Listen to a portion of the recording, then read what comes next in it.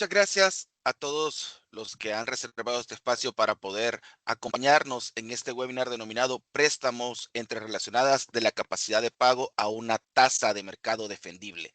En esta ocasión contamos con el apoyo de personal de Latinco, firma miembro de Nexia Internacional. Tenemos a Luis Contreras, quien representa la parte de la auditoría y finanzas. Tenemos a Caleb Benítez, que representa la parte de impuestos. Nuestros expositores eh, reúnen más de 25 años de experiencia acumulada en diferentes áreas, tanto en el área de auditoría, finanzas, el área de impuestos y en mi caso, pues el área de precio de transferencia. Para poner un poco en reseña de las personas que nos van a estar acompañando en esta sesión, tenemos a Luis Contreras, a quien me permito poder leer un poco acerca de lo que es su currículum. Es licenciado en Contaduría Pública y Auditoría por la Universidad Francisco Gavidia, con especialidad en finanzas internacionales y formación complementaria en impuestos, normas internacionales de información financiera, normas internacionales de auditoría, prevención de lavado de dinero y financiamiento al terrorismo, así como normativas contables aplicables a organizaciones sin fines de lucro. Cuenta con más de 8 años de experiencia en auditoría financiera a nivel nacional e internacional, participando en proyectos en diversos sectores, incluyendo servicios, industria, agrícola, distribución, ONG, programas financiados por organismos internacionales. Además, su experiencia le ha permitido desarrollar una visión integral en la evaluación de procesos, cumplimiento normativo y análisis de información financiera. Ha liderado equipos de trabajo en la ejecución de auditorías, siendo responsable de la supervisión y revisión de papeles de trabajo, asegurando que la documentación cumpla con los estándares técnicos requeridos, así como garantizar la calidad y consistencia en los procesos de auditoría. Tenemos también a Caleb Benítez, que él es licenciado en Contaduría Pública, con experiencia en contabilidad, auditoría financiera, cumplimiento tributario y precios de transferencia. Ha desarrollado funciones contables en empresas de servicios, comercio e industria, aplicando criterios contables, financieros, mercantiles y tributarios. Asimismo, cuenta con experiencia en análisis funcionales, recopilando información y preparando informes de operaciones con sujetos relacionados F982, conforme al Código Tributario y las directrices de la OCDE. Actualmente se desempeña como encargado de auditoría financiera y fiscal en Latinco, participando en auditorías de grandes contribuyentes y otras entidades, con énfasis en la razonabilidad de los estados financieros y el cumplimiento de obligaciones tributarias formales y sustantivas. Por mi parte, pues para quienes nos acompañan por primera vez en esta sesión de webinar que llevamos a lo largo de todo este año, específicamente en materia de precio de transferencia y algunas materias que también tienen relevancia dentro de lo que son el ámbito de aplicación de precio de transferencia. Soy licenciado en Contaduría Pública con más de 15 años de experiencia en las áreas de auditoría financiera y planificación fiscal, consultoría regional para grupos multinacionales en Centroamérica, brindando soporte a alta dirección como criterio técnico e independencia profesional. Especialista en precio de transferencia con certificación del Centro Interamericano de Administraciones Tributarias y trayectoria en el diseño e implementación de políticas intercompañía, elaboración de documentos locales, masterfile, análisis funcionales y económico, estudios de comparabilidad y soporte técnico en proceso de revisión, requerimientos y fiscalizaciones, con experiencia también en evaluación financiera, desarrollando análisis y modelos para sustentar decisiones corporativas y transacciones, con un enfoque orientado a la consistencia técnica, evidencia documentada y claridad ejecutiva. Para nosotros es un placer poder contar con su asistencia y que puedan conocer cómo desde diferentes perspectivas, tanto la parte del marco de referencia de NIF para pymes, como lo que establece la ley del impuesto sobre la renta y el capítulo 10 de las directrices de la OCDE, cómo todos estos componentes de directrices internacionales o lineamientos internacionales pueden permitir a las transacciones que se han realizado entre partes relacionadas específicamente en préstamos, poder dar cumplimiento ante cualquiera de estas situaciones, de tal manera que pueda estar soportado, reconocido y pueda considerarse como parte de una deducibilidad para efectos fiscales cualquier tipo de, veamos así, reconocimiento en los resultados que tenga que ver específicamente como un rendimiento ocasionado en un préstamo entre compañías relacionadas.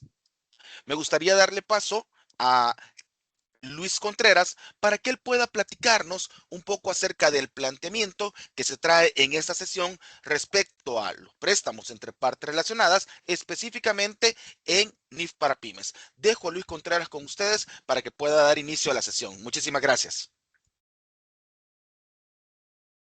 Muchas gracias, Daniel. Es un gusto para nosotros que estén aquí en este pequeño webinar. Lo vamos a hacer un poco corto para que sea un poco entendible. En la siguiente diapositiva me ayuda Daniel vamos a hablar con quién estamos realizando la transacción.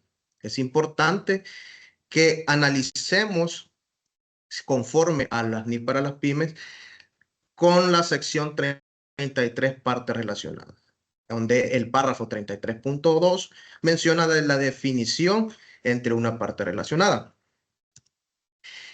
Es decir, y lo menciona explícitamente, una parte relacionada es una persona o entidad que está relacionada con la entidad que informa. En el párrafo A, habla que una persona o un miembro cercano de la familia de esta persona está relacionada con la entidad informante si cumple ciertos requisitos. Es miembro del personal clave de la gestión que informa o de la matriz que informa. Por ejemplo, puede ser un gerente general el que sea una parte relacional. Si tiene un control o conjunto o un control conjunto sobre las entidades.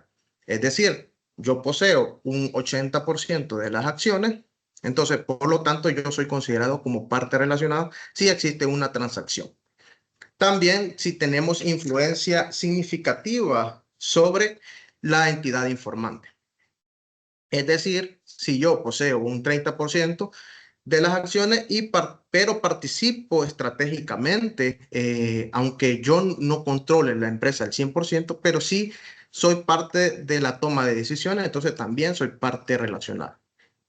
Una entidad que está relacionada Una entidad que está relacionada con una entidad que informa si se cumplen algunas de las siguientes condiciones. La entidad y la entidad que informa son miembros del mismo grupo. Puede ser que empresa ABC y XYZ son subsidiarias de, un ejemplo, Holding Centroamérica S.A. También una entidad asociada o controlada conjuntamente por otra entidad. La empresa posee, digamos, ABC posee un 35% de la empresa XYZ. Por lo tanto, también está ejerciendo una influencia significativa. Hablando del tema, hablando ya, analizando con quién realicé mi transacción, es importante hacernos la siguiente pregunta. ¿Qué documentación o es necesario documentar esta transacción? ¿Me ayudas con la siguiente?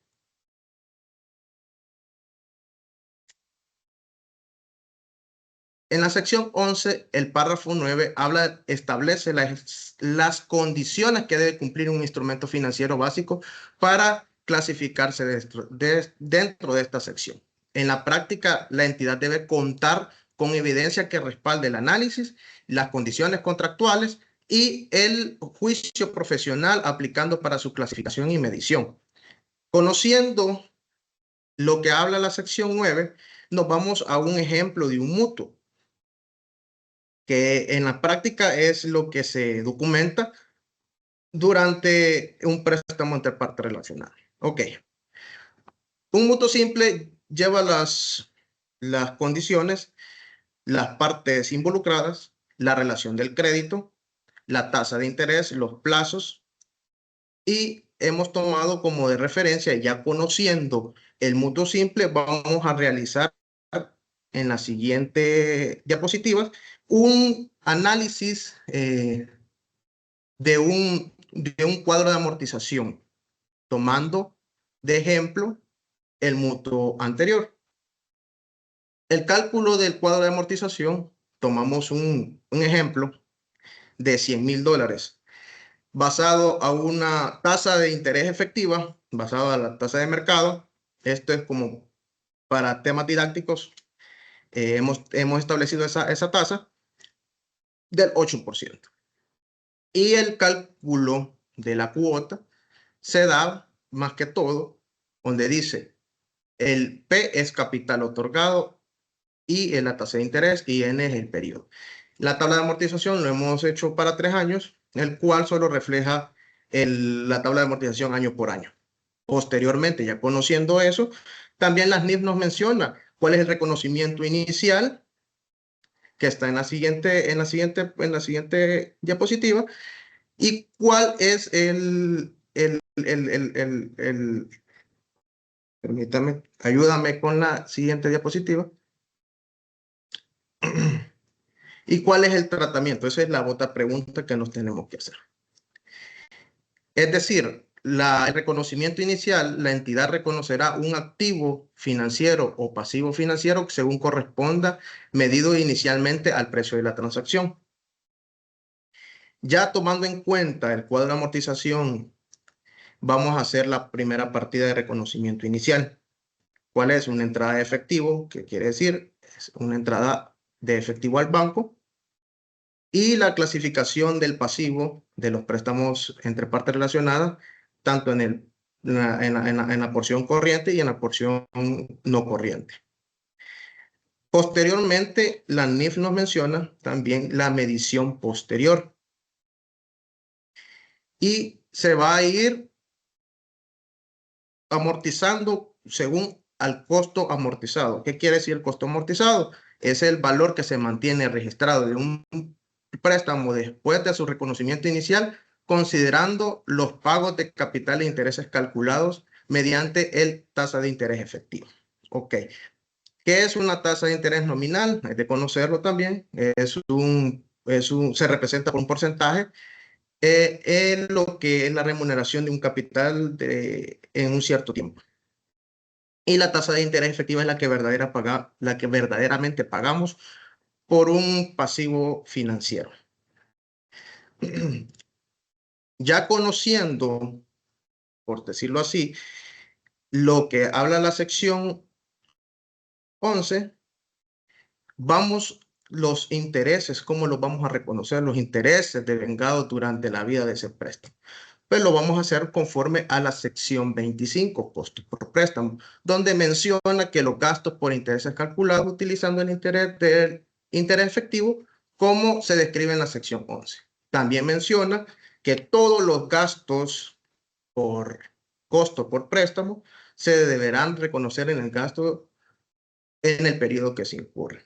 Aquí un ejemplo, el primer pago reconocer el primer pago del préstamo, se reconoce el gasto por los $8,000 según la tabla de amortización que nosotros realizamos anteriormente, y también la porción corriente de préstamos entre partes relacionadas con los 30,803.35. Igualmente, la salida de efectivo con bancos con 38,813.35. Es decir, aquí finaliza, digamos, el ciclo de la contabilización, del análisis, luego el reconocimiento inicial, la medición posterior y posteriormente ya el reconocimiento del gasto por los gastos de intereses. Va a pasar mi compañero Caleb Benítez a hablar prácticamente de la deducibilidad del gasto financiero. Así que muchas gracias. Al final del webinar vamos a estar respondiendo sus preguntas y pasamos con él. Bien, tengan muy buen día a todos, ¿verdad? Muchas gracias por participar de este tiempo, ¿verdad? Donde vamos a aprender un momento acerca de la deducibilidad del gasto. Y tal como lo mencionaba el licenciado Luis Contreras, ¿verdad? Podemos observar tanto la aplicación contable, ¿verdad? En una transacción de financiamiento realizada, ¿verdad? Por un préstamo que ha obtenido en este caso la compañía, ¿verdad? aquí voy a hacer una aclaración, ¿verdad? Y un punto importante, y es que las reglas financieras o lo que nos establecen las normas muchas veces difiere, ¿verdad? Con la norma tributaria, que la norma tributaria, pues ya específicamente estamos hablando de una legislación emitida por la Asamblea Legislativa, en este caso de los países de que se esté tratando, ¿verdad? En el caso de El Salvador, pues es la Asamblea Legislativa la que aprueba las diversas leyes, y en este caso las leyes tributarias, como mencionaba, difieren muchas veces de la norma financiera. Es decir, que yo puedo tener un concepto de parte relacionada con base a la normativa internacional. Sin embargo, ya la ley de impuestos sobre la renta y el código tributario me dan, ¿verdad?, los conceptos que yo tengo que considerar para efectos del país en El Salvador. Ahora bien, Luis, el licenciado Luis nos contaba acerca de cómo se debe registrar, ¿verdad? El tema de la medición posterior en el caso del financiamiento. Y en la aplicación contable que él mostraba, había una aplicación de una partida que era sobre el gasto financiero, ¿verdad? Llámese intereses, ¿verdad? O el reconocimiento como tal de eso. Y lo que mencionaba al principio tiene mucha concordancia porque la ley ya me dice, ¿verdad? Que es cierto, tú vas a contabilizar en tu gasto contable o en tu contabilidad la erogación. Sin embargo, para efectos fiscales, el gasto fiscal tiene ciertos requisitos que cumplir para que sea deducible del impuesto sobre la renta, o en este caso de la renta obtenida, tal como lo menciona el artículo 28, ¿verdad? Que estamos citando acá en pantalla. Y ahí menciona algunas cosas bien interesantes, ¿verdad?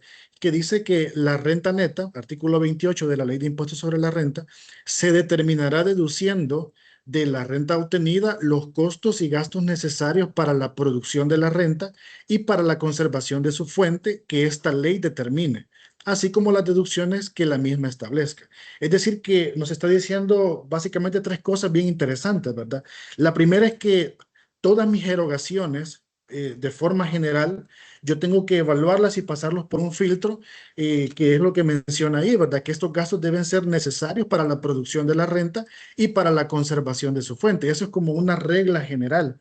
Entonces, aquí la temática que se está tratando es acerca del financiamiento entre partes relacionadas y los intereses que se devengan de este tipo de financiamiento. Ahora, en primer lugar, lo que yo tengo que evaluar es que si mi gasto por interés cumple este requisito que me establece el artículo 28, ¿verdad? Como una regla general. Es decir, yo he obtenido como compañía o como grupo este financiamiento para poder conservar o para mantener mi fuente o para producir mi renta, ¿verdad? Y ahí pudieran derivarse algunas preguntas. ¿Qué significa la producción o la conservación de la fuente, ¿verdad? Y ahí podríamos llegar a conceptos como deberíamos de demostrar en un posible proceso de fiscalización de parte de la administración tributaria cuál fue la necesariedad de ese financiamiento que me devengó un gasto por intereses, ¿verdad? Y poder comprobar, ¿verdad? De decir, bueno, este financiamiento se obtuvo para poder hacer un proyecto de inversión, de compra de maquinaria o para capital de trabajo, compra de mercancías, ¿verdad? Entre otros, ¿verdad? O en este caso deberíamos delimitar o ver específicamente de qué tipo de compañía o qué rubro o qué giro estamos tratando, ¿verdad? Para poder analizar si ese financiamiento o si ese gasto por el financiamiento cumple este requisito de la deducibilidad, que es la producción de la renta y la conservación de su fuente. Pero aquí menciona otra cosa bien interesante en la última parte del artículo 28 y dice, así como las deducciones que la misma establezca. Es decir, que pudieran existir algunos requisitos para que el gasto sea deducible, pero esos requisitos ya son específicos de algún giro o de alguna transacción en específico que se esté desarrollando, ¿verdad? Y eso lo vamos a ver a continuación. Me comparten la siguiente. Ok. Luego, como regla general, ya vimos, ¿verdad? Que el gasto por el interés tiene que estar relacionado a la conservación y a la generación de la renta. Pero adicionalmente, para que mi gasto por financiamiento o por intereses sea deducible, yo tengo que tenerlo debidamente documentado. Y a esto se le llama el soporte documental, ¿verdad? Y esto lo regula el artículo 29A de la Ley del Impuesto sobre la Renta, ¿verdad? Acá básicamente el artículo 29A me está diciendo de forma tácita cuáles son las erogaciones que no van a ser permitidas como deducibles para efectos del impuesto sobre la renta. Y el numeral 18 me dice que no va a ser deducible los costos y gastos que no se encuentren debidamente documentados y registrados contablemente. Nos tendríamos que hacer la siguiente pregunta, ¿verdad? En una transacción de financiamiento que me devengue un gasto por interés, ¿cuál debería ser la documentación mínima que yo debería resguardar dentro de mis documentos contables? Aquí pudiéramos mencionar un contrato, ¿verdad? Que el licenciado Luis lo mostraba anteriormente, ¿verdad? Un mutuo simple, por ejemplo. Deberíamos resguardar la factura, ¿verdad? En el cual se le paga cada una de las cuotas, en este caso del préstamo, y en el cual va detallado, ¿verdad? En algunos casos cuánto es a capital, cuánto va a los intereses. Eso como un segundo elemento, ¿verdad? Pero también podríamos resguardar dentro de nuestros documentos contables la tabla de amortización, mi comprobante de pago bancario, si es por medio de transferencia o por medio de cheques, entre otros documentos, ¿verdad? Que evidencien que efectivamente yo estoy pagando, cancelando o erogando este tipo de interés o este tipo de gasto, ¿verdad? Que se vea que es un gasto real, tal como lo menciona acá, ¿verdad? Uno de los requisitos, ¿verdad? Es que esté debidamente documentado. Caso contrario, pues la administración tributaria en un proceso de fiscalización pudiera cuestionar no solo el gasto por interés de un préstamo entre partes relacionadas, sino un gasto por interés de entre una compañía que no tenga ninguna vinculación, ¿verdad? Entonces es importante tener en mente esta parte también. Siguiente presentación, por favor. Luego, el artículo 28, ¿verdad? Nos mencionaba que así como las otras reglas que la misma ley establezca. El caso que nos ocupa esta mañana, ¿verdad? Estamos hablando de transacciones entre partes relacionadas. Y como bien lo vamos a ver dentro de unos momentos, cuando yo tengo una transacción con mi parte relacionada, ya el legislador estableció algunas reglas específicas que yo como compañía, como parte del grupo, debo considerar al momento de registrar en mi contabilidad o pagar algún tipo de interés por un financiamiento que tenga con una parte relacionada. Y eso lo encontramos también dentro del artículo 29A, pero en este caso en el numeral 14, los literales A, B y C, ¿verdad? Y dentro de los requisitos específicos para que mi gasto por interés sea deducible, nos menciona, ¿verdad? Número 1, retenciones de ISR y del IVA. Acá se deben hacer algunas consideraciones, ¿verdad? Porque muchas veces los financiamientos no son locales, sino que son financiamientos que son del exterior.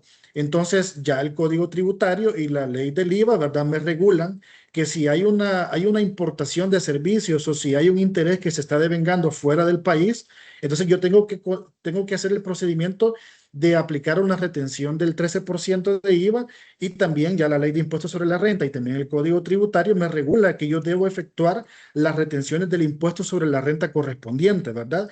En este caso, si fuera una persona no domiciliada, ¿verdad? Ya sea que esté o no en un estado o en un paraíso fiscal, ¿verdad? Ahí hay que considerar las dos tasas que la misma ley regula. Entonces, el primer requisito específico en transacciones de préstamos con partes relacionadas para que sea deducible el gasto por interés es aplicar oportunamente las retenciones de IVA y también pues enterarlas ante la administración tributaria. El punto número 2 que menciona el artículo 29 a numeral 14 es que la declaración de ingresos del sujeto relacionado prestamista. Es decir, que acá el legislador lo que dejó regulado es que como las compañías, ¿verdad?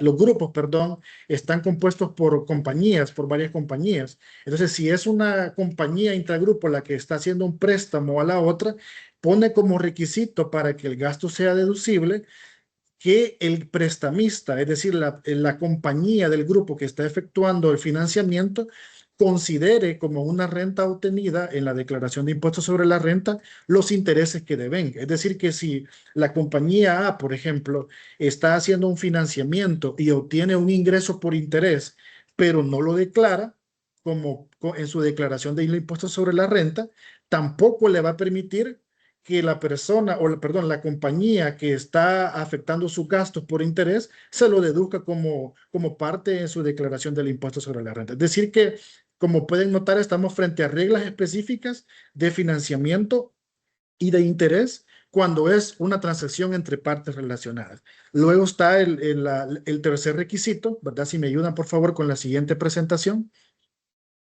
Y es acerca de un límite en la tasa de interés. El artículo que estoy mencionando, ¿verdad? Ustedes lo pueden leer en su literatura, en su biblioteca, creo que tienen descargada la ley del impuesto sobre la renta, pero básicamente el literal C, lo que el legislador dejó establecido es un límite a la tasa de interés que yo o que la administración tributaria me va a permitir como deducible para efectos del impuesto sobre la renta.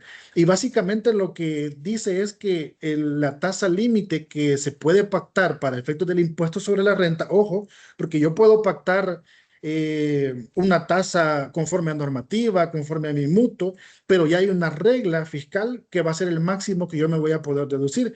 Y en este caso dice que se tiene que comparar la tasa, es decir, que yo debo pactar la tasa a lo que publica el Banco Central de Reserva y dice que tiene que ser la tasa promedio más 4 puntos porcentuales. Es decir, que si la tasa promedio vigente publicada por el Banco Central de Reserva fuera, llamémosle un 8%, entonces el artículo me está diciendo que yo le puedo adicionar 4 puntos más. Es decir, que la tasa o el interés que genere el financiamiento, la tasa máxima que me va a permitir deducirme sería el 12%, porque el 8% es la publicada por el BCR, la tasa promedio de operaciones activas, ¿verdad? De préstamo.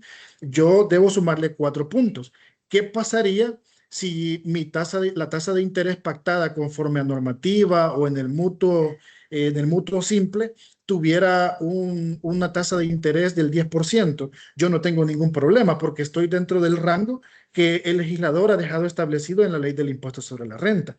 Caso contrario es si la tasa pactada, por ejemplo, fuera un 15% en el caso que estamos, en el ejemplo que estamos poniendo, ¿verdad?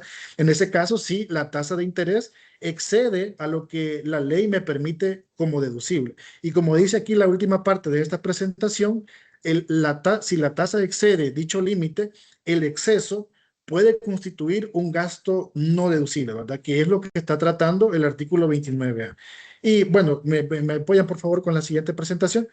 El numeral 14, si nosotros leemos el texto, ¿verdad? Dice que no solo compone lo que tiene que ver con intereses, sino que también en cuanto sea aplicable, también va a ser para las comisiones, los gastos financieros, cargos por financiamiento y otros pagos derivados de las operaciones financieras. Así que ojo con esa parte, porque no solo hay que pasar el filtro, por decirlo de una forma, a los intereses, sino que a todo lo que tenga que ver con como un componente del financiamiento al momento de registrarlo en nuestros estados financieros, ¿verdad? Siguiente presentación, por favor. A forma de ilustrativa, ¿verdad? Y para que nosotros veamos cómo la administración tributaria y cómo algunos casos han sido llevados incluso a unas apelaciones ante el Tribunal de Apelaciones de los Impuestos Internos. Voy a mostrarles algunos extractos, ¿verdad? De una apelación. Y esta sentencia tiene referencia R15-05016-TM de fecha 19 de noviembre del año 2018, ¿verdad? Acá se trata acerca de una apelación y de una resolución modificatoria, porque básicamente trata dos puntos bien medulares, ¿verdad? Y es lo que estamos hablando, financiamiento entre partes relacionadas, pero que Hacienda en un proceso de fiscalización cuestionó básicamente dos aspectos. Y ahí ustedes lo pueden ver en la parte izquierda de su pantalla, lo que cuestionó fue los intereses, ¿verdad? Que excedieron el límite legal que acabamos de ver hace un momento y también que no se comprobó a satisfacción de la administración tributaria que la inversión o que el préstamo fuera para una inversión y que era el primer requisito, ¿verdad? Que veíamos inicialmente que era para generar la fuente y para generar la renta y mantener la fuente. Entonces, básicamente Hacienda se centró en esas dos partes para cuestionar y objetar, ¿verdad? Algunos gastos. Eh, Luego lo vamos a ver que la segunda parte de esta resolución, así el Tribunal de Apelaciones pues revocó esa decisión por un vicio de forma, pero eso lo vamos a ver un poco más adelante. Veamos primero cuando el interés excedió el límite legal. Si ustedes pueden ver en sus pantallas, el título dice, ¿verdad? Gasto objetado relacionado con el pago de intereses a sujetos relacionados durante el periodo o ejercicio impositivo 2011. los cuales exceden la tasa promedio del interés activo sobre créditos publicados por el Banco Central de Reserva más 4 puntos adicionales. En la parte que está subrayada de amarillo, en el segundo párrafo dice que el contribuyente, ¿verdad?, aduce que la tasa de interés del 12% pagada y declarada y deducida se encuentra de los límites mínimos de las tasas nominales autorizadas por la Superintendencia del Sistema Financiero. Aquí había una confusión por parte del contribuyente, ¿verdad? Obviamente, pues él se defendió con los argumentos que él consideraba importantes, pero ojo, el artículo nos dice que es la tasa promedio publicada por el Banco Central de Reserva. Sin embargo, el contribuyente aduce, ¿verdad?, que él estableció la tasa de interés con base a la tasa activa nominal publicada por la Superintendencia del Sistema Financiero. Y es por ello que el Tribunal de Apelaciones en este punto le da la razón a la Administración Tributaria y le dice, tú te excediste de la tasa legal que tenías derecho conforme a la ley de deducirte para efectos del impuesto sobre la renta. El tercer párrafo, en la parte subrayada dice, parámetro establecido por el legislador para comparar la deducción en comento es la tasa de interés promedio, dice, misma que es publicada por el Banco Central de Reserva y no por la Superintendencia del Sistema Financiero. Y ya la última parte de este slide dice que el tribunal, ¿verdad?, al consultar en el sitio web de internet del Banco Central de Reserva, pudo comprobar que para ese ejercicio impositivo la tasa promedio de los financiamientos o de la parte activa, de las operaciones activas, era del 7.66. Si nosotros comparamos que la tasa promedio del BCR es del 7.66 y si le adicionamos 4 puntos, estamos hablando de que la compañía tenía derecho a deducirse hasta el 11.66% de los intereses que provinieran de ese financiamiento. Sin embargo, la tasa que ellos habían pactado con su parte relacionada era del 12%. Siguiente slide, por favor. Y es por ello, ¿verdad?, que había un exceso o un excedente que iba a ser considerado como no deducible. Y eso lo vemos en la última parte acá de este extracto de la resolución que estamos comentando, ¿verdad?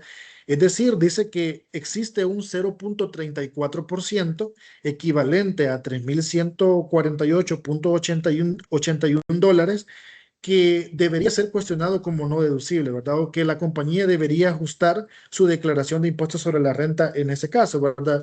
El tribunal hace una argumentación, hace un razonamiento del por qué va a cuestionar en este caso ese exceso, ¿verdad?, de la tasa de interés o del interés generado por el financiamiento.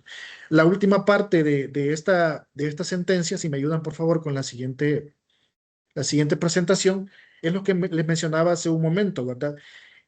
Durante la fiscalización realizada por la Dirección General de Impuestos Internos, ellos también cuestionaron cuál era el motivo o cuál era, digamos, que demostraran en qué sirvió ese financiamiento que la parte relacionada había otorgado. Sin embargo, por un vicio de forma, tal como lo dice acá en la presentación, el Tribunal de Apelaciones revocó el cuestionamiento realizado por la Dirección General de Impuestos Internos. Sin embargo, la compañía no demostró a satisfacción de la dirección que las cantidades fueron invertidas en la fuente generadora de la renta. Es decir, que inicialmente el Ministerio de Hacienda había cuestionado que no existía la documentación suficiente en el tema del financiamiento, pero luego cambió la versión, es lo que dice la resolución, ¿verdad? Cambió la versión y decía que no se pudo comprobar de que no fue para la fuente generadora de la renta.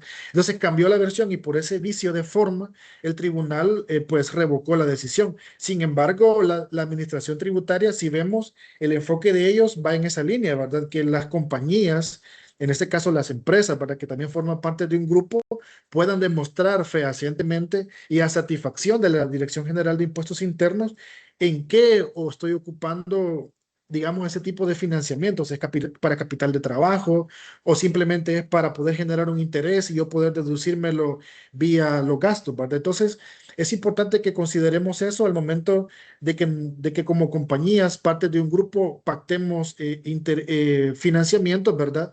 Y que estos pues devenguen en un gasto que en algún momento pudiera ser cuestionado como no deducible si no cumplen las reglas generales y las reglas específicas que hemos visto, ¿verdad? Creo que de mi parte eso sería lo que traía para exponerles en relación al gasto por interés de acuerdo a la Ley de Impuestos sobre la Renta y al Código Tributario, y pues cualquier consulta al final de este webinario pues podemos evacuarlo. Muchas gracias.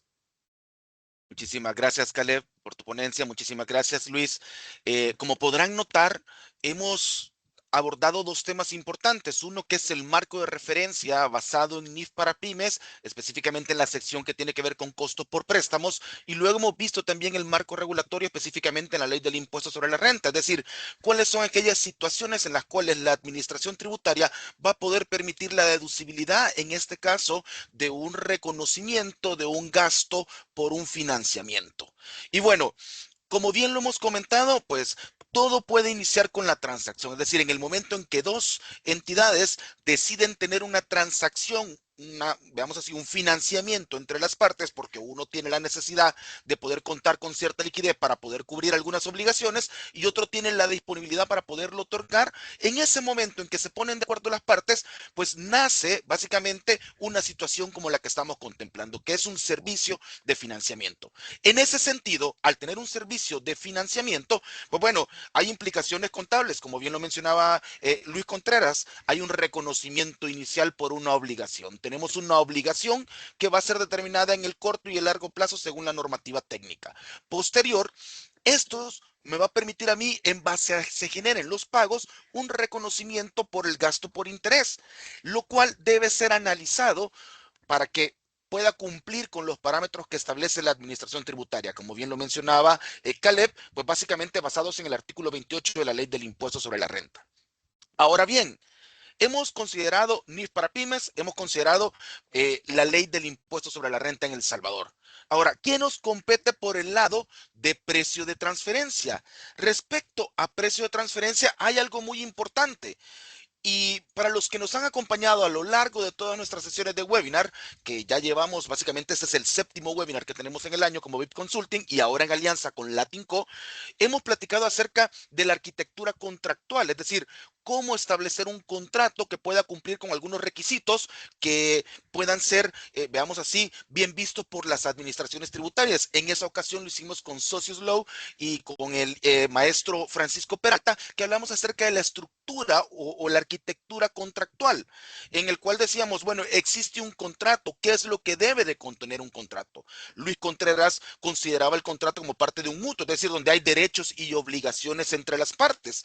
Ahora, puede existir un contrato, todo muy bien hasta el momento, para decir, bueno, hemos formalizado, de hecho, las directrices de la OCDE y en nuestro caso en El Salvador, el artículo 199D del Código Tributario establece como una característica con relevancia económica los términos contractuales. Bueno, lo hemos considerado y tenemos una forma, aun y cuando las mismas directrices dicen de que este puede estar escrito o puede ser de manera verbal.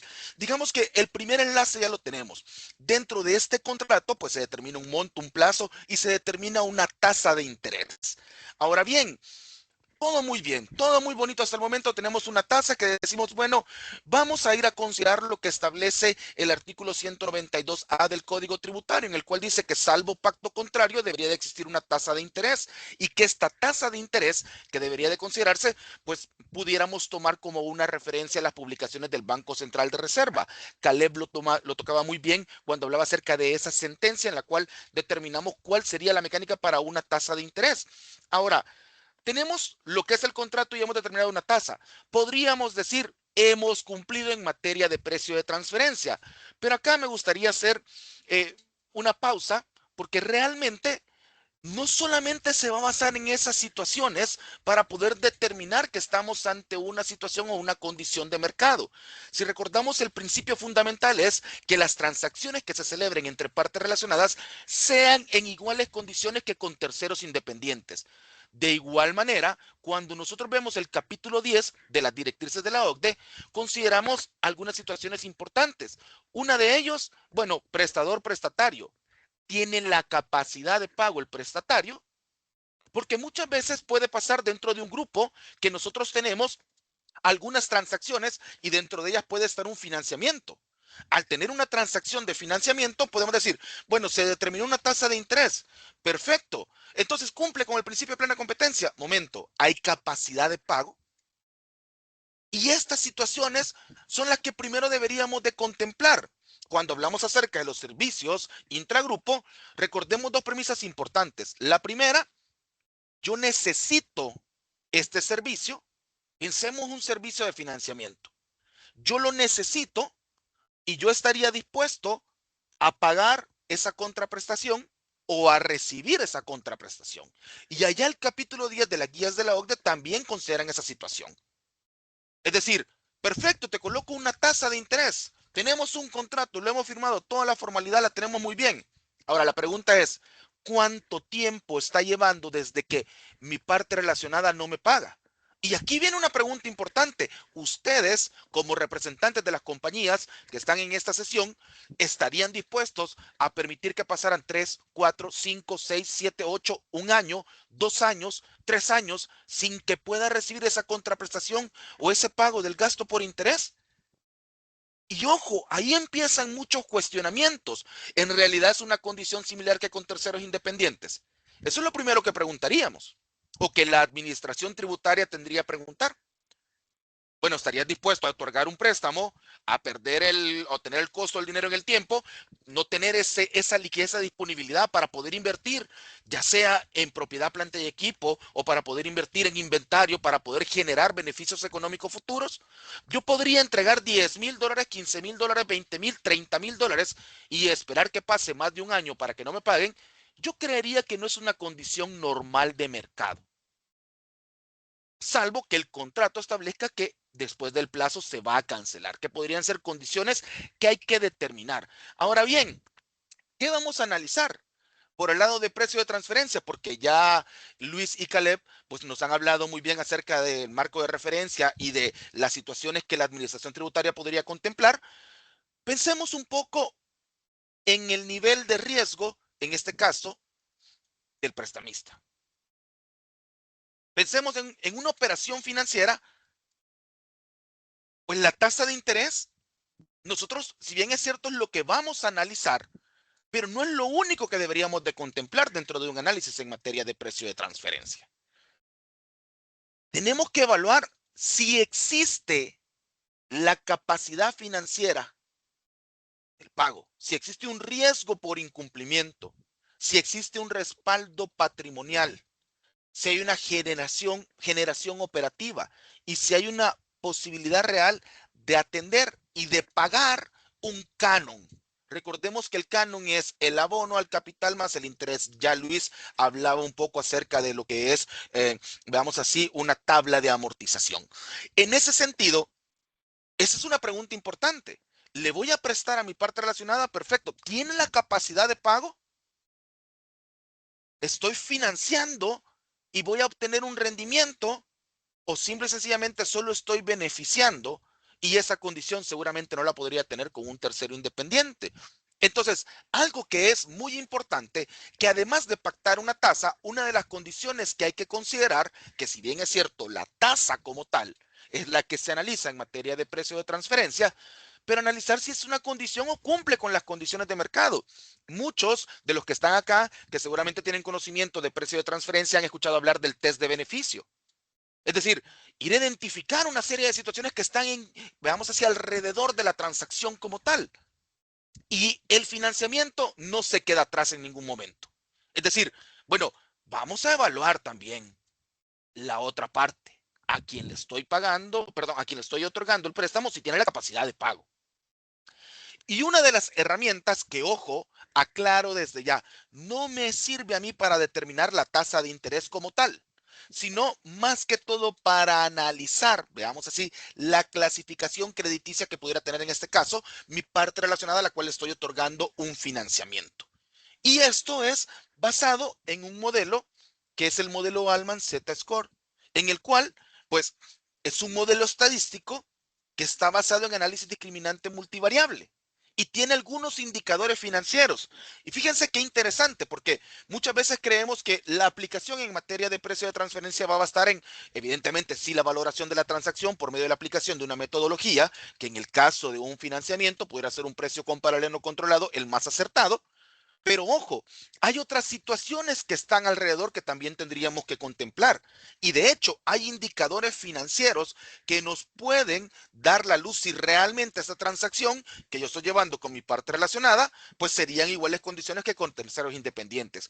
O ustedes le prestarían a una entidad que no tiene capacidad de pago. Si saben que no tiene la capacidad de pago, ustedes otorgarían un financiamiento. Háganse la pregunta. Yo siempre que tengo la oportunidad de platicar con algunos contribuyentes, les digo, ok, perfecto, tienen esta transacción. Si fuese yo, ¿me lo prestarían a mí a esta tasa de interés? Algunos me dicen sí, otros me dicen, no, Daniel, necesitaría una garantía. Y a usted le pondría una tasa más alta por, veamos así, por algún riesgo que pudiera tener. Ah, ok. Entonces, en esa situación hay que tomar en cuenta algunos indicadores que nosotros podríamos analizar. Cuando uno va a una institución financiera, ¿qué es lo que hacen? Pedirle información, porque ellos van a analizar la calidad, o veamos así, la categoría crediticia en la que nosotros podríamos encajar. Para esto, este modelo, que es una herramienta, aclaro, que esa es la finalidad de este webinar, poder identificar esas herramientas que permitan llegar a una tasa en la cual nosotros podamos determinar que cumple con ciertas condiciones. Uno de los indicadores que busca este modelo es, primero, identificar si existe o no alguna señal de deterioro. Adicional, comparar algunos perfiles financieros. Importante, estimar la fortaleza relativa del prestatario. Es decir, bueno, ¿tiene capacidad de pago? Y aproximar básicamente a esa calificación crediticia que pudiéramos tener. Este modelo, pues, transforma información contable porque vamos a tomar en cuenta lo que son los estados financieros de la parte, veamos así, que a la que se le está otorgando el financiamiento, y lo que vamos a hacer es identificar el riesgo financiero que pudiera tener esta compañía. Matemáticamente hablando, pues esta es la fórmula que se va a utilizar, en la cual hay algunos indicadores o razones financieras de gran relevancia. Por ejemplo, si ustedes ven dentro de este proceso, hay algunas situaciones que se están contemplando, como lo es el capital de trabajo. Y por acá hay algunas razones financieras, activos corrientes menos pasivos corrientes, que tendríamos que ir considerando. Que cuando elaboramos todo este modelo, lo que nos va a permitir es identificar cuál es, veamos así, la categoría en la cual podríamos clasificar a la entidad a la que le estamos otorgando un préstamo. Lo mismo que podría hacer una institución financiera con un tercero independiente. Identificar cuál es la calificación y en base a eso determinar el nivel de riesgo y considerar una tasa de interés. Repito, el indicador que nos va a dar este modelo no determina la tasa de interés, pero sí va a determinar la categoría en la cual esta compañía se pudiera, veamos así, y determinar una categoría en la cual nosotros la podemos contemplar como la más acertada en un, veamos así, en unas comparables o en compañías que tengan la misma categoría, en un grupo de entidades que tengan la misma categoría de crédito o veamos así, la clasificación como tal, de tal manera que yo pueda identificar en base a financiamientos y contratos por medio de una base de datos cuáles son aquellas tasas que se pudieran haber generado y determinar evidentemente un rango intercuartil. Y de hecho, para poder analizar, nosotros podríamos tener estos esquemas previos para determinar cuál es la tasa más adecuada y que cumpla con el principio de plena competencia. Tenemos como parte de las variables lo que son capital de trabajo, activos totales, utilidades retenidas, el EBIT, que también es importante que lo consideremos, y el patrimonio contable. Básicamente, nosotros estamos por medio de este modelo evaluando de manera simultánea, fíjense qué interesante, razones de liquidez, rentabilidad acumulada, capacidad operativa y un respaldo patrimonial. Estamos tomando en cuenta en base a esta estructura, que muchos de ustedes ya la conocen y muchos de ustedes también ya la han implementado. Ahora, la pregunta es, cuando ustedes determinaron un financiamiento, ¿fueron a verificar la capacidad de pago que tenía, en este caso, a la entidad a la que le estaban otorgando el préstamo?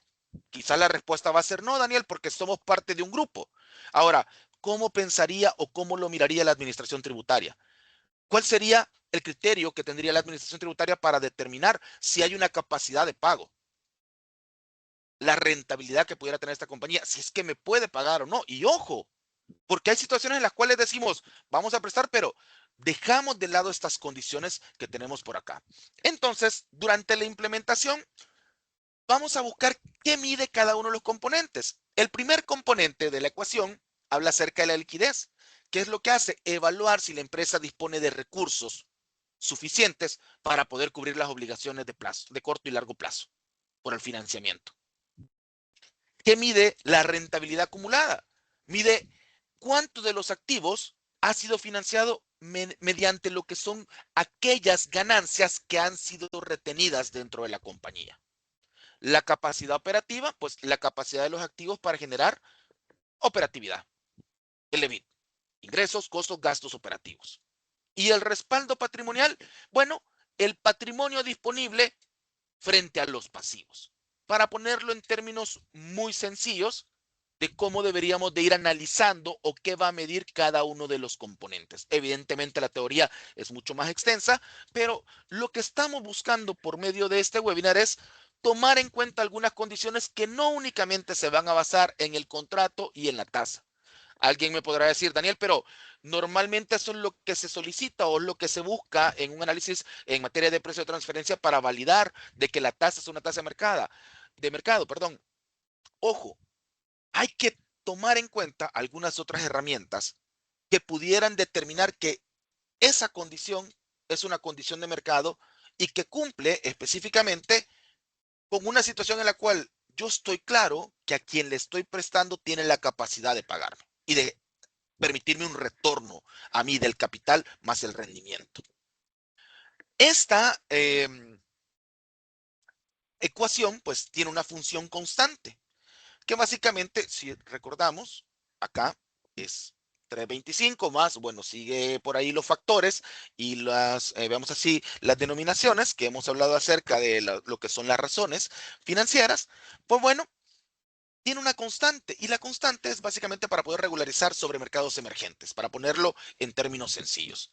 Eh, Consiste en desplazar la escala del modelo, asociar un resultado próximo a cero específicamente con una categoría D y permite la comparación de categorías superiores de calificación. No representa esa constante ningún aspecto de liquidez, rentabilidad, garantía, apoyo del grupo o prima crediticia. Tampoco mejora lo que es la solvencia del prestatario, para que lo tomemos en cuenta. Porque alguien podrá decir, bueno, es un valor aleatorio, puedo colocar cualquier valor. No, tiene una finalidad. En base a eso, esta sería básicamente una referencia crediticia, que si bien es cierto, dentro del modelo Allman, y para los que hemos estado en algún momento en alguna situación de evaluación financiera, conocemos muy bien algunas estadísticas bueno, que este economista nos ha permitido tener mucha información y mucha data cuando hablamos acerca de riesgo país, hablamos acerca de lo que son las betas, la volatilidad por tipo de industria y también podríamos identificar sobre las calificaciones crediticias. Esto, pues básicamente esta referencia crediticia se formó, se constituyó a partir de más de 750 corporaciones industriales estadounidenses con deuda calificada, en donde se determina cuál podría ser en base al modelo Z-Score un promedio ajustado, veamos así, para poder determinar si hay una calificación crediticia dentro de la compañía a la cual estamos otorgando este financiamiento. En base a esa situación, pensemos de una categoría D con un promedio ajustado de cero y una categoría AAA como la mejor, como en la que nosotros podemos decir hay un riesgo menor, desde un crítico hasta un riesgo menor. Y así podríamos ver toda la escala. ¿Cuántos de ustedes no han escuchado que algunas compañías dicen, bueno, no somos categoría B, somos categoría B más, somos categoría A o A más, o somos una categoría triple C? Entonces quiere decir que hay un tipo de riesgo que se debe de valorar. Y ahí podría empezar. Y alguien me podrá decir, sí, Daniel, pero somos parte de un mismo grupo, ¿cómo no le voy a prestar? Momento, pregúntese usted dentro de su misma familia, si alguien viene y le dice, préstame N cantidad de dólares y usted sabe que no tiene la capacidad de pago, ¿qué tanto va a asumir el riesgo? ¿Qué tanto estaría dispuesto a decir? Sí, fíjate que la cantidad que me estás dando es muy alta. Te puedo prestar un poquito menos. ¿Por qué? Porque estoy midiendo el riesgo. Esa parte no la hemos considerado a veces cuando determinamos un análisis en materia de precio de transferencia específicamente sobre un financiamiento. ¿Qué tanto riesgo existe en la transacción? Y los grupos, no me dejarán mentir, dicen, no, ponerle una tasa, mira el Banco Central de Reserva, mira la tasa que está. Antes veíamos en base a veámoslo así, un modelo costo-deuda, en donde veíamos también lo que tiene que ver con riesgo país y utilizábamos un spread. También puede ser válido, una tasa del Banco Central de Reserva, claro que sí. Ahora, lo que estamos analizando es cuáles son otros componentes que se encuentran alrededor y que tendríamos que considerar qué tipo de riesgo es el que me estoy encontrando yo. Eso es lo que tendríamos que tomar en cuenta. Para eso, me voy a permitir hacer un ejercicio para que ustedes puedan ver cómo es la implementación, en este caso, o veamos si ejecutar lo que es el modelo. ¿Qué va a determinar este modelo? Bueno, determina un indicador relativo de fortaleza o vulnerabilidad financiera. Un resultado elevado, ¿qué es lo que sugiere? Bueno, hay mayor estabilidad, mejor respaldo patrimonial, mayor capacidad operativa y un menor riesgo financiero relativo. Ahora, ¿qué pasa al contrario por un resultado bajo? Pues puede indicarnos, ojo, algún problema de liquidez, pérdidas acumuladas, menor rentabilidad operativa, apalancamiento elevado, mayor vulnerabilidad, frente al incumplimiento. Y ojo, el dato no lo tenemos que tomar tal cual. Tenemos que analizar una serie de situaciones. Si nos volvemos acá a la ecuación, estamos hablando que tenemos liquidez, rentabilidad acumulada, capacidad operativa y respaldo patrimonial, desde el X1 hasta el X4. Puede que algunos puedan influir más que otros. Por ejemplo, el capital de trabajo entre los activos totales y el EBITDA entre los activos totales es un indicativo relevante que tenemos que considerar. No estoy diciendo que los otros dos no, pero por regla general son los que van a tener un poquito más de realce. Entonces, no tenemos que interpretar directamente ese resultado. Adicional, en materia de precio de transferencia, pueden surgir algunos ajustes dentro del resultado que nos dé, que eso lo vamos a ver en alguna otra sesión más adelante para poder diseñar el modelo de manera eficaz en esta sesión. Entonces, ¿qué no me va a determinar Alman Z-Score este modelo? Bueno, no me va a determinar la tasa de interés. No quiere decir que si aquí me da 3.25, Daniel dijo que el modelo me iba a determinar la tasa. No, aquí no determina la tasa. Me va a determinar para poder identificar acá en dónde estoy dentro de una calificación de riesgo crediticio. Y por ende, yo puedo ir a buscar préstamos en los cuales tengamos una calificación similar y cuáles son las tasas que se han generado. Pero no solamente eso, también hay que evaluar otras situaciones, monto, plazo, hay una serie de situaciones que hay que contemplar. Estas solo son herramientas que pueden fortalecer dentro de un análisis en materia de precio de transferencia y que puede fortalecer también dentro de la compañía para determinar cuál es la tasa más adecuada. La probabilidad exacta de incumplimiento tampoco lo va a determinar. El monto máximo de endeudamiento tampoco, la capacidad futura de pago tampoco, la pérdida en caso de incumplimiento, garantías, moneda, plazo, eso no me lo va a determinar. Simple y sencillamente nosotros lo podemos utilizar para determinar la calificación crediticia de la compañía a la cual estamos otorgando el préstamo. Entonces, pensemos por un momento que tenemos un estado de resultados. Un estado de resultados, evidentemente tenemos ingresos, costos, todo lo que corresponde a un estado financiero. Un estado de situación financiera donde tenemos los activos, los pasivos y el patrimonio. Es decir, tenemos los 5 componentes de los estados financieros. Ingresos, egresos, costos o egresos, activos, pasivos y patrimonio. ¿Qué es lo que vamos a hacer? Bueno, vamos a llevar a un diseño, básicamente, del modelo. Para eso, tomamos en cuenta algunas razones financieras que para efectos prácticos pues ya están acá resuelto el ejercicio para que ustedes lo puedan ver. Pero si se dan cuenta, hay razones de indicadores financieros de liquidez, de financiamiento, gestión operativa y rentabilidad que podríamos analizarla. ¿Y qué es lo que hace una institución financiera? Pues básicamente hace una evaluación. No le va a dar un préstamo, le va a otorgar un préstamo solo porque le gustó el nombre de la compañía o porque, no, yo creo en mi corazón de que sí tiene la capacidad de pago. No, espéreme, va a tener que analizar, va a tener que ver algunos rendimientos, va a decir, bueno, esta compañía me puede pagar o no me puede pagar. ¿A cuántos de los que están acá en algún momento no nos han negado un préstamo o una tarjeta de crédito porque no tienen la capacidad de pago? Lo mismo puede pasar entre partes relacionadas. Yo debería de analizar y evaluar esa situación. Bueno, le voy a prestar, claro, tiene una necesidad, pero me va a pagar. Es una situación, una circunstancia económica, es realmente una condición que yo pudiera tener con un tercero independiente. Esas preguntas son las que debemos de hacernos. Y cuando tenemos una política en materia de precio de transferencia, debería de estar incluida esta situación, este tipo de análisis, que permitan identificar la capacidad de pago que podría tener, básicamente, veamos así, una entidad a la cual estoy otorgando un financiamiento. Acá está resuelto, pero voy a tomar en cuenta algunas situaciones, como es el activo corriente, el activo no corriente, el pasivo corriente, pasivo no corriente, patrimonio, utilidad del ejercicio, utilidades retenidas y el EBIT. Esto tomado básicamente de estos componentes, de un juego completo de estados financieros. Que el juego completo de estados financieros, pues evidentemente me lo requiere. Veamos así, el marco de referencia pudiera ser NIF para pymes o pudiera ser NIF completas, dependiendo en cuál es mi marco de referencia que yo pudiera tener. Ok, tal vez, no sé si Luis y Caleb están por ahí, me ayudan. Hay personas que todavía están ingresando a la sesión para que yo pueda desarrollar el ejercicio. Si me ayudan, por favor, dándole a admitir a las personas, les agradezco desde ya. Entonces, bueno, tengamos algunos componentes que yo ya los tengo por acá. A ver, tenemos este papel de trabajo en el cual vamos a determinar en base a la fórmula cuánto es el Z-score que nos puede generar y cuál es la calificación y tipo de interés. Evidentemente, este papel de trabajo fue diseñado para efectos académicos de este webinar y bueno, ustedes van a tener la repetición y si se han perdido los webinars anteriores también lo van a encontrar en el canal de YouTube de VIP Consulting. Por si tienen algún tema de interés, los pueden visitar por ahí. Va a quedar por ahí este video por si alguien quiere revisar algunas situaciones. Igual, si necesita algún tipo de asesoría, pues al final de la sesión encontrarán todos nuestros correos electrónicos para cualquier consulta.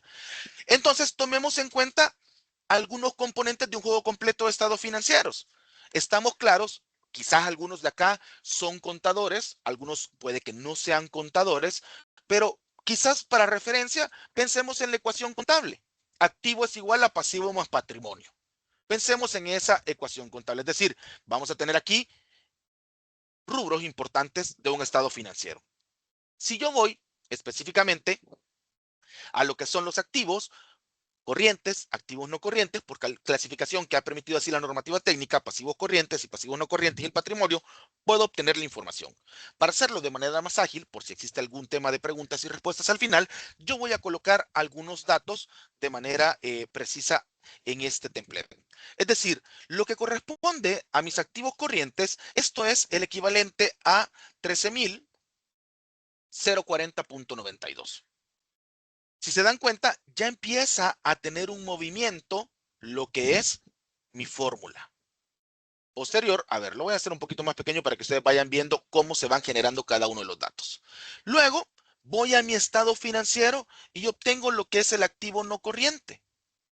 En base al activo no corriente, yo tengo un monto que son el equivalente a 14,718.44.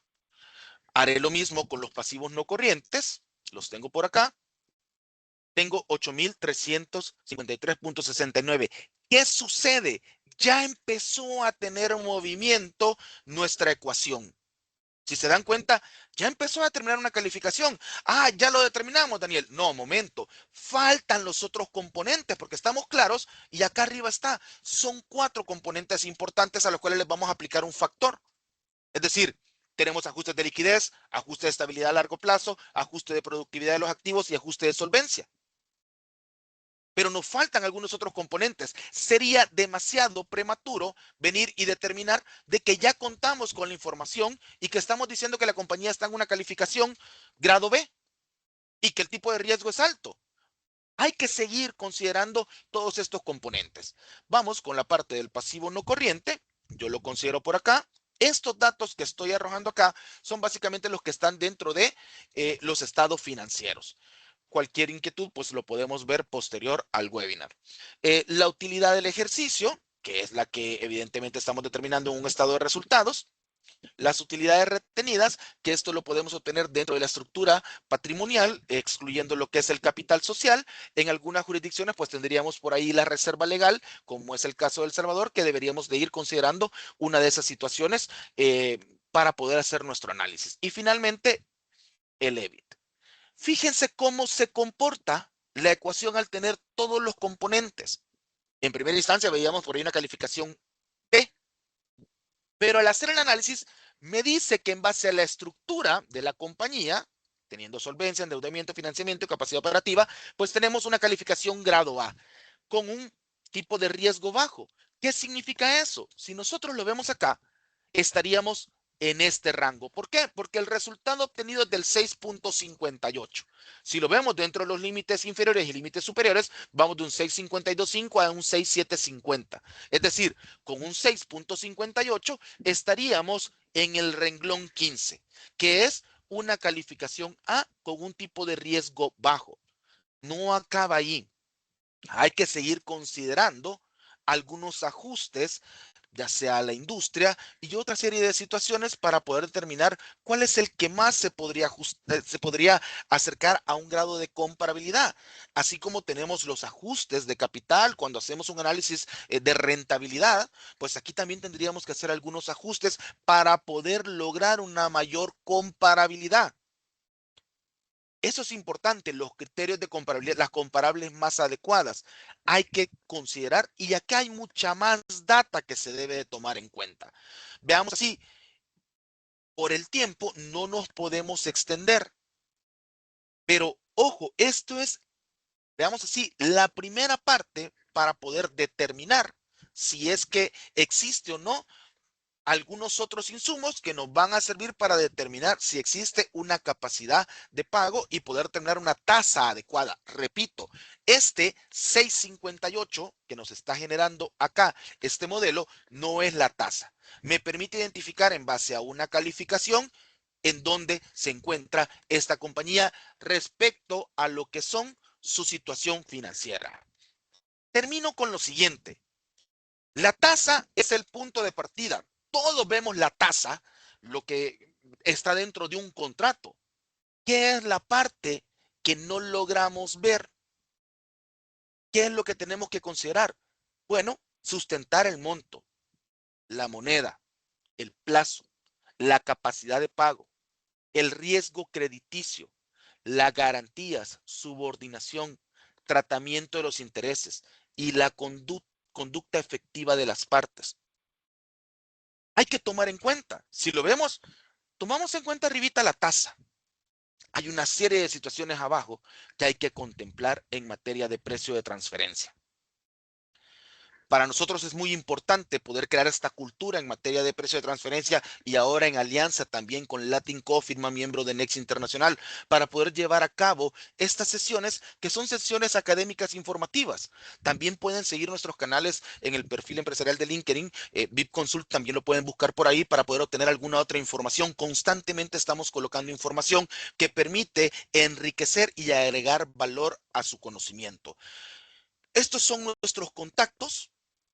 Luis Contreras, Caleb Benítez, representantes del LatinCo, firma miembro de Next Internacional, y por mi parte, Daniel Hernández, especialista en precio de transferencia y evaluación financiera para VIP Consulting. Si tienen alguna duda, alguna consulta, algún comentario, lo pueden dejar dentro del chat o dentro de preguntas y respuestas. Nos vamos a tomar unos minutos para poder revisar y poder dar respuesta en caso de que haya alguna condición que tendríamos que ver en este momento.